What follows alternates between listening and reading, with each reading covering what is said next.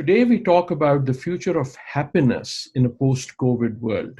And with me today is Dr. Julia Kim. She is the Program Director of the GNH Center, the Gross National Happiness Center, Bhutan. I'd first like to maybe unpack this word happiness because it isn't the first word that jumps to mind when people think about COVID-19. In Bhutan, the word happiness in GNH doesn't just refer to our fleeting moods, which obviously go up and down every day, but it's really about a deeper, abiding sense of contentment and well-being, maybe closer to what Aristotle and some of the ancient Greeks referred to as eudaimonia, or a good life, a flourishing life, a meaningful life. Clearly, governments can't make you be happy, but they can certainly create the conditions or the enabling environment for the pursuit of happiness and well-being. So that's what we're talking about in this context. So when you place that in a post-COVID reality and ask, what would happiness and well-being look like? I think it's to really remind ourselves that it's a health and well-being of ourselves and our loved ones that's come right to the fore. COVID-19 has really ripped apart a lot of the illusions about what we think is really necessary and important. So I think in a post-COVID world, we have the opportunity to build back happiness and well-being into the fabric of our economy and our society, rather than seeing it as just being a personal, individual thing that maybe we attribute to good luck or to good genes. The word depression is also used a lot today, although very much in the economic context. How do you see that connection between the economy and happiness? It's so interesting that depression can be used when talking about your internal condition and your psychology, and also to the economy as a whole. And the two are actually very much related. So it really begs the question, when we think about growing the economy, what is the purpose of doing that? Why are we concerned about GDP growth and development in a country? And what some countries such as Bhutan have been proposing is that the goal and purpose of the economy, whether it's depressed or not, is to really ensure the well-being and happiness of people on a sustainable planet.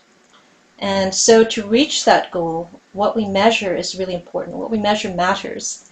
And unlike measuring GDP, a lot of countries are realizing that beyond a certain level of development, as GDP goes up, well-being and happiness don't necessarily go along with it. It kind of levels off and can even get worse if growth leads to rising inequality and worsening health and well-being. So for example, the United States, which is one of the wealthiest by GDP countries in the world, has been witnessing an epidemic of loneliness and social isolation. And this is long before COVID came to the scene. It's a striking and very alarming fact that for the past 3 years, the average life expectancy in the United States has been declining. And this is unheard of for a wealthy, developed country. And as COVID has revealed, a country's GDP is not necessarily strong protection against a crisis in the absence of things like good governance, functioning and accessible healthcare system, and resilient and tight communities that can kind of pull together in a crisis. So it's no coincidence that these three factors that I just mentioned, good governance, health systems, and strong communities, are three of the areas that Bhutan is measuring in their Gross National Happiness Index, and research indicates they're really important for a well-being economy. If you were advising leaders, what would you say to them right now? What should they be focusing on, or what should they be doing?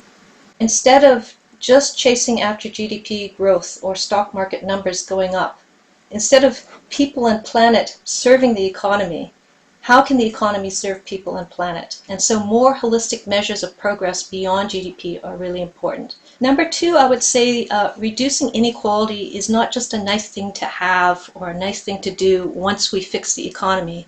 In fact, it's central to fixing the economy.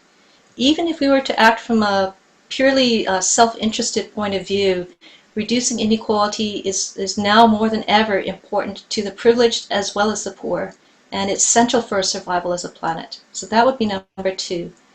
And number three, I would say changing our mindsets. And here it's really realizing that happiness is not a zero-sum equation. It's not like there's a finite amount of happiness in the world, and if we give some away or if we look at being more equitable, there's less for me. And so rather than having this fearful poverty mentality, we could be looking and aiming higher So not just surviving, but building back so that we have flourishing societies where we can reach our highest potential. And those are not in conflict with a strong and flourishing economy.